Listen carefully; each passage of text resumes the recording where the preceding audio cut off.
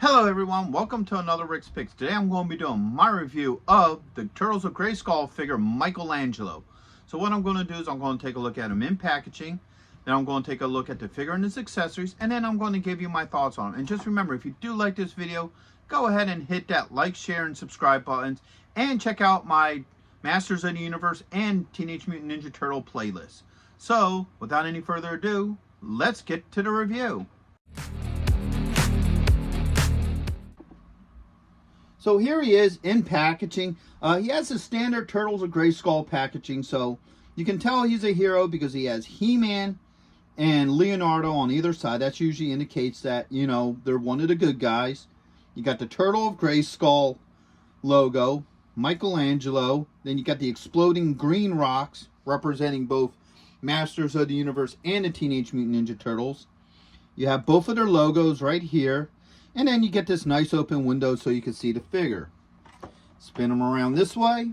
All right. You get this beautiful art. I really dig this. That Hordak looks really cool with the wings and stuff.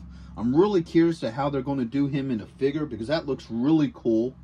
You got the Masters of the Universe logo, the Turtles logo, comic book inside, a little bit about the character, some play features, everybody that's part of this wave, and you get your legal underneath.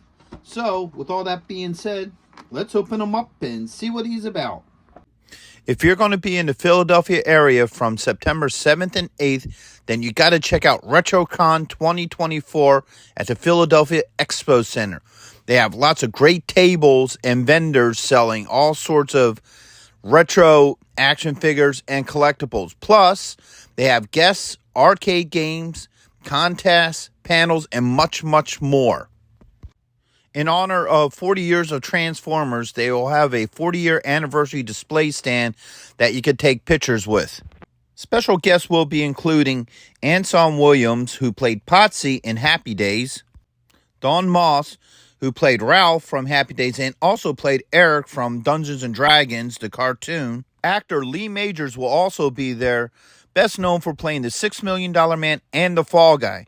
He was also in Ash vs. the Evil Dead and The Night the Reindeer Died. So not only do they have the $6 Million Man, but they also have Lindsay Wagner, the Bionic Woman. Greetings, Starfighter! Lance Guest will also be appearing, best known as starring in the movie The Last Starfighter, and also appearing in both Halloween 2 and Jaws the Revenge. And right next to him will also be Catherine Mary Stewart, best known for The Last Starfighter and also known for Night of the Comet and Weekend at Bernie's. Voice actor Michael Bell will also be there, known for being the voice of Duke, Prowl, and other iconic 80s characters. So next we have Townsend Coleman, best known for being the voice actor for the original Michelangelo, also the Tick, and in Transformers Animated. The tag team wrestling sensation, the Nasty Boys, will also be there. And after RetroCon, head on over to Arnold's where you can see the rock band Cybernetic Spree. Hurry up and get your tickets now because they sell out quick. So here he is, out of packaging. He isn't a bad looking figure. I think he captures the overall look of Mikey. First off, he does have the power armor suit on him, which most of us know as the battle damage armor. So his chest piece is roughly designed off of that. So first off, let's give him the rotation. All right, so you got this side, you got the back, you got this side, and you have the front. So now let's take a good look at him. For starters, I like the M on here. I think that looks really nice. I like that it's a three-tone color, so it's coming from orange, white to yellow. So I think that's a really nice piece of detail. I do like the head sculpt to him. Kind of has that goofy Michelangelo look to him. The shoulder pieces look pretty neat. I also like this piece on the front. It's similar to Skeletor's. So I do like a lot of the detail onto him. All right, and he's pretty much the same as the other Turtles with his overall look. So now let's start looking at his points of articulation. So the head does move. All right, he does have a shoulder joint. an elbow joint, and he has a wrist joint. All right. He also has a joint here right above the belt line. He has a thigh joint. Okay. He has a knee joint, a swivel at the top of the boot, and he has an ankle joint. All right. They all seem to move pretty well. I don't have any issues with the figure. Whoops, look at the camera, buddy.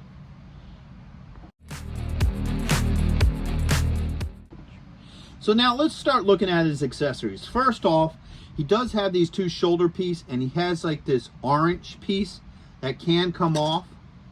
So when you move the bandana out of the way, you got this old piece here, you pop that, and if you want to take this orange piece off, you can. The same with the shoulder pieces. You probably have to take the arm off to get the shoulder pieces off if you want to, but they are removable. All right. So first off, he comes with the standard shell shield. All right. Each one of the turtles come with this. It has 2 points here, so it can hook onto his back and be a shell. It also has his handle here if you want to use it as a shield. And then it has this piece to where you can put, you know, weapons and accessories into. He comes with a He-Man wig. All right. And he comes with 2 nunchucks. So here's 1. All right. And here's 2. Now I do like the factor that they actually went with actual chain. It's plastic chain, but the problem with these chains is they're, lack of a better term, cheaply made. And the reason why I'm saying that is, I don't know if you could really see it, but if you look in between the chain links, you can see pieces of plastic in between there. So when they were making out these chains and they're molding them all together, they didn't bother to take out any of the excess. So because of that excess in there, it makes the chains hard to move in some spots. All right. And I'd be really afraid to force any of this because I'd be afraid that you would break it. But so it's nice that they did chain. It isn't nice that they went cheap with it. And that's the same with this one. It's the same deal. You can look in there and you can see all the little bits of plastic that's still in there, just because they didn't take the time to get rid of all this excess. So because of that, the chains don't really work that well. They get all twisted up and what have you. So with that being said, let's start looking and seeing how well this stuff works with him. So let's do the shield first. All right. Pops right into his hands. No issues with the shield. Pop that right on out. You got these 2 little points here. The shield just pops into, just like that. Actually, I think it's the other way around. Yeah, okay. It goes that way. So the handle goes on the bottom. And me, personally, and this is just my personal preference, I like the turtles with the shield on their back.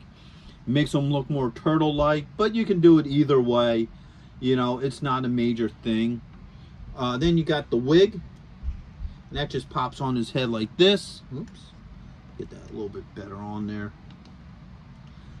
All right. Now, I'm not a big fan of the wig myself, but I understand the wig because this is something goofy that Michelangelo would do. I could see him getting a He-Man wig and doing a whole goofy, you know, by the power of Grayskull or something. So even though I'm not the hugest fan of the wig, I totally get the wig, and I would get why this wig actually works with this figure, because it is something I can see Michelangelo doing. So with that being said, let's look at these nunchucks. Right, they do pop easily into his hands. No problem. They're just, it's just, they look awkward, you know, because you can't really move the chain very much into too many good positions just because of how, you know, they sit. All right, you can't, whoops, there goes the wig. You can still put them in the back here, like you can put one here, and one there. So you can actually have them sit in the back, but once again, they still look kind of goofy. I'm sure if you could play around with them, you may be able to make them look a little bit better. But they do fit on the back. They do fit properly in his hand, so I don't have any issues with that. So my final thoughts on this figure is I don't think he's a bad figure at all. I do like the overall look to him. All his joints work very well. I didn't have any issues with any of his joints. All his accessories come on and off very easily. I like the overall look to him. You know, I like how the armor looks on him. I like his overall look. My biggest complaint with this figure is the chains, let's spin them around, for the nunchucks. I think they went cheap with it. I think if they would have took a little bit more time, clean out all that excess out of the chains, they would work a lot better. And I think that it would, you know, definitely go better with this figure. So that's my only real complaint with this figure. Other than that, I overall think he's a decent figure, and he would go very well with either your Turtles collection or your Masters collection. So with that being said, I hope you guys did like this review. If you did, go ahead and check out my Masters of the Universe playlist and also my Teenage Mutant Ninja Turtle playlist, and hit that like, share, and subscribe. They're all small clicks for you, but it really helps this channel grow. So, into the next one. Late.